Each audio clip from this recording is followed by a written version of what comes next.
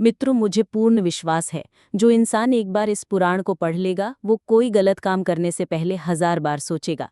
गरुड़ पुराण हिंदू धर्म का एक महत्वपूर्ण ग्रंथ है जो विशेष रूप से मृत्यु के पश्चात आत्मा की यात्रा, यमलोक, पाप पुण्य के फल और कर्म सिद्धांत पर प्रकाश डालता है। इसके अनुसार मनुष्य के द्वारा किए गए प्रत्येक अच्छे और बुरे कार्य का प्रभाव उसकी मृत्यु के बाद उसके आत्मिक अनुभवों और आगामी जन्मों पर पड़ता है। इस पुराण में बताया गया है कि जो मनुष्य ब्राह्मण हत्या, गोहत्या, माता पिता की सेवा से विमुखता, स्त्री पर अत्याचार या संतान की हत्या जैसे घोर पाप करता है, उसे मृत्यु के बाद भयानक नरकों में भेजा जाता है, जहां उसे यमदूतों द्वारा कठोर दंड दिए जाते हैं। ब्राह्मण की हत्या करने वाले को कुंभीपाक नरक में फेंका जाता है, जहां उबलते तेल में उसे निरंतर जलाया जाता है। गोहत्या करने वाला रौरव नरक में जाता है, जहां उसे हिंसक पशुओं के रूप में बार बार जन्म लेना पड़ता है। माता पिता का अनादर करने वाले व्यक्ति को काकोला नरक में डाला जाता है, जहां काले कुत्तों द्वारा वो नोचा जाता है। जो व्यक्ति चोरी करता है, विशेष रूप से मंदिर या धार्मिक स्थान से धन चुराता है, उसे तामिस्र या अंध तामिस्र नरक में डाला जाता है, जहां अंधकार, भूख और पीड़ा उसे चारों ओर से घेरती है। झूठ बोलने वाले, विशेषकर झूठी गवाही देने वालों को शूलप्रोत नरक में भेजा जाता है, जहां उनके शरीर में गर्म भाले आर पार किए जाते हैं। स्त्री के साथ बलपूर्वक संबंध बनाना, विशेष रूप से विवाहित स्त्रियों या नाबालिग कन्याओं के साथ व्यभिचार, सबसे घोर पापों में गिना गया है और ऐसे पापियों को महारौरव, तप्तसूर्प और महापातक जैसे नरकों में भयानक यातनाएं दी जाती हैं। वहां उनके शरीर के अंगों को लोहे की रॉडों और गर्म तेल से जलाया जाता है। जो व्यक्ति संतों, ऋषियों या धर्म ग्रंथों की निंदा करता है, उनका उपहास करता है या उन्हें अशुद्ध करता है, उन्हें असिपत्रवन नामक नरक में भेजा जाता है, जहां उनके शरीर को तलवारों जैसे पेड़ों से काटा जाता है।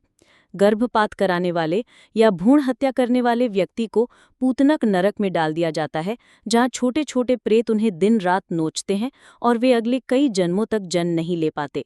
जो लोग धर्म का दिखावा करते हैं, यानी दान, पूजा, व्रत आदि को सिर्फ दिखावे के लिए करते हैं, उन्हें तप्त कुंभ नरक में डाला जाता है, जहां उन्हें खौलते हुए तेल से भरे लोहे के पात्र में रखा जाता है। व्यापार में धोखाधड़ी करने वाला, मापतौल में गड़बड़ी करने वाला, झूठे वचन देने वाला और छल से धन कमाने वाला व्यक्ति कृष्णसूत्र नरक में जाता है, जहां सर्प उसके शरीर में घुसकर उसे बार बार डंसते हैं।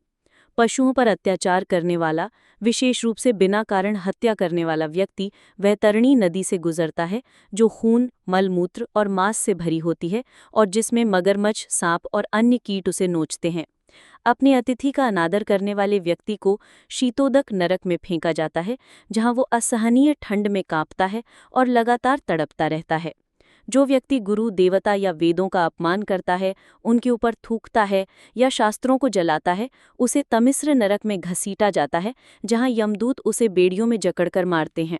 जो लोग मद्यपान, भांग, गांजा या तमाकू का सेवन करते हैं, उन्हें मंदाकिनी नरक में फेंका जाता है, जहां वे खोलते हुए जहर पीते हैं और उनका शरीर धीरे धीरे गलता है।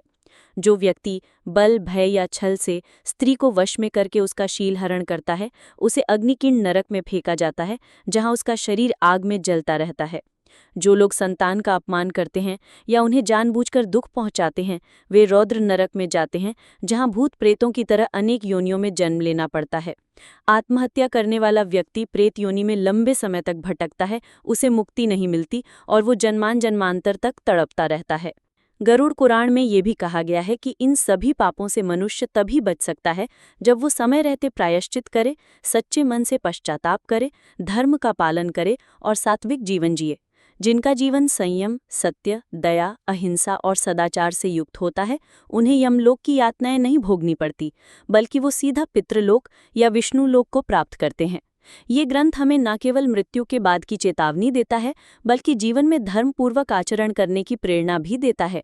इसमें यह भी स्पष्ट किया गया है कि जन्म लेने के बाद मनुष्य को ये अवसर मिलता है कि वो अपने कर्मों को सुधार कर मोक्ष की ओर अग्रसर हो। गरुड़ पुराण का अध्ययन मनुष्य को ये सिखाता है कि जीवन क्षणभंगुर है और जो भी कर्म हम करते हैं, उसका असर हमारे जीवन के साथ साथ मृत्यु के बाद भी पड़ता है। अतः धर्म, नीति, करुणा और सत्यता के मार्ग पर चलना ही जीवन का सच्चा उद्देश्य है।